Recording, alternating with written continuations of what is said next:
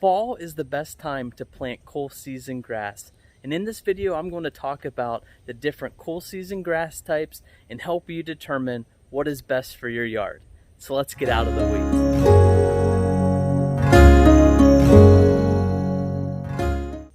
Welcome to another episode of Out of the Weeds Lawn Care.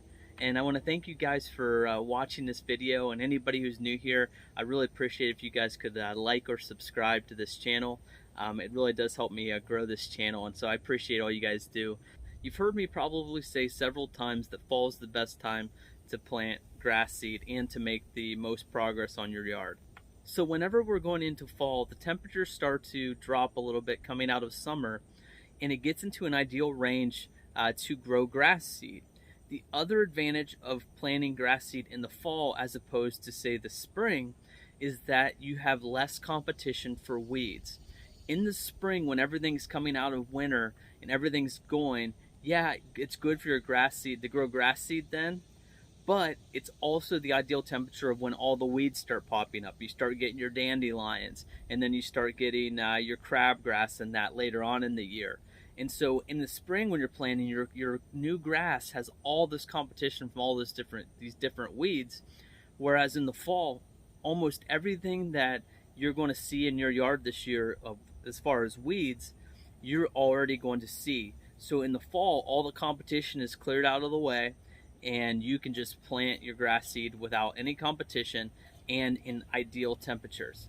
Now, in the coming weeks, I'm going to be doing videos on fall renovation, talking about aeration, overseeding, and just seeding on bare ground. So I'm going to cover all of that. But in this video, I want to just focus on the cool season grasses and help you guys get a better understanding of what type of grasses that we deal with here in the cool season.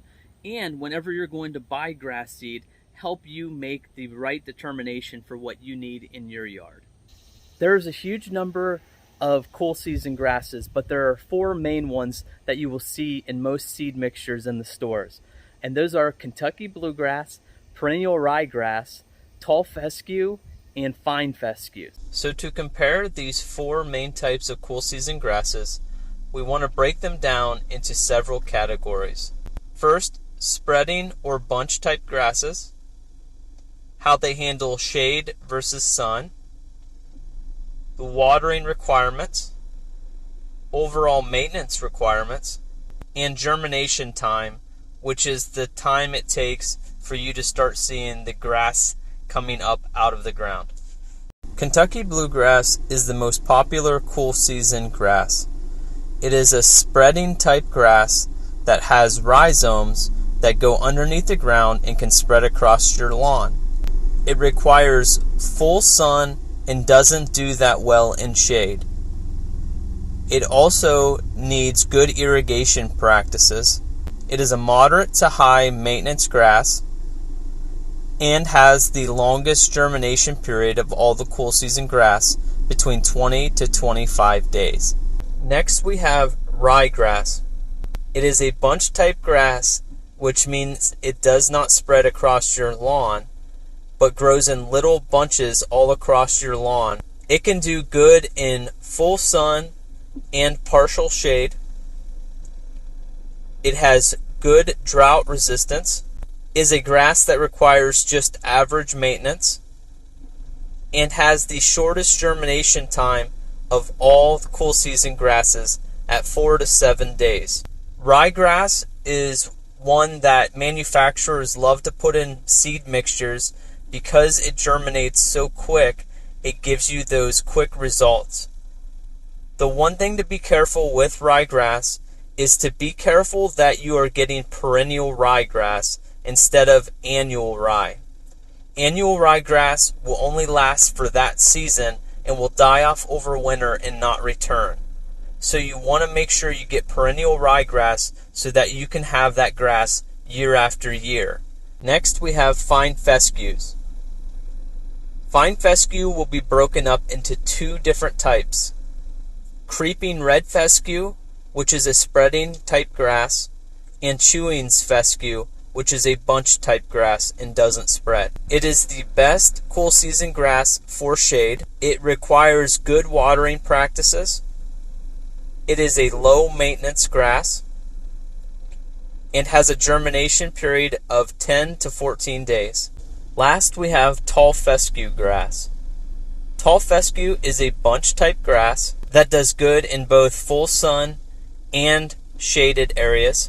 It needs some irrigation, but nowhere near as much water requirements as Kentucky bluegrass. It requires just average maintenance and germination period of 10 to 14 days. There are two types of tall fescue grasses: original tall fescue and turf type tall fescue.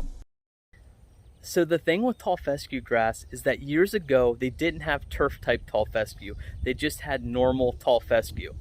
And with normal tall fescue, it is a much wider grass blade than your other cool season grasses. So if you have any just plain tall fescue in your lawn, it will stick out like a sore thumb compared to all your other cool season grasses, which are much thinner grass blades. Now, over the years, the people who developed the seed, they like the characteristics of tall fescue because you kind of get the best of both worlds. It's good at handling drought, it's good at handling heat, it can be full sun, it can be in the shaded areas. But the issue was that it really couldn't be mixed in with your other grasses because it was such a thicker blade. Well, what they ended up coming out with was turf type tall fescue. And so they've actually made tall fescue grass with much thinner grass blades that can be mixed in with your other cool season grasses. So it's very important whenever you're buying grass seed that has tall fescue in it to make sure that it's turf type tall fescue and not the normal tall fescue. The main brand that you will see for this tall fescue with the really thick blades will be Kentucky 31. And I'll actually show a picture on the screen of kind of what a bag looks like of it. But that will be a really thick bladed grass. So you can see here I pulled a blade of tall fescue out of my lawn alongside of a piece of Kentucky bluegrass. You can see if you just have your old school tall fescue, it stands out like crazy because it is literally like 3 times as wide as what the other grass is. And that is literally the main issue I have with my lawn, is that I have a ton of those tall fescue spots in my lawn. They actually just show up in clumps. And so as I'm walking through my grass, I can literally just see these giant clumps of this tall fescue all throughout my lawn. And the problem is that there is no thing that I can do to actually get rid of it besides dig it up or put the glyphosate on it or Roundup on it and kill it off, but that will also kill the Kentucky bluegrass around it. Here's a big clump of it right here. You can see it right there. And it's just blended in with all of my thin bladed grass, and I just got these huge grass blades right in the middle of my yard. So I hope you guys enjoyed part 1 of this 2-part video series all about grass seeds and choosing the best one for your lawn. So in the next video, I'm going to be sharing with you guys how to read the grass seed bag when you're at the stores and make the best determination for your yard. So I hope you guys will join me next time when we get out of the weeds into a beautiful lawn.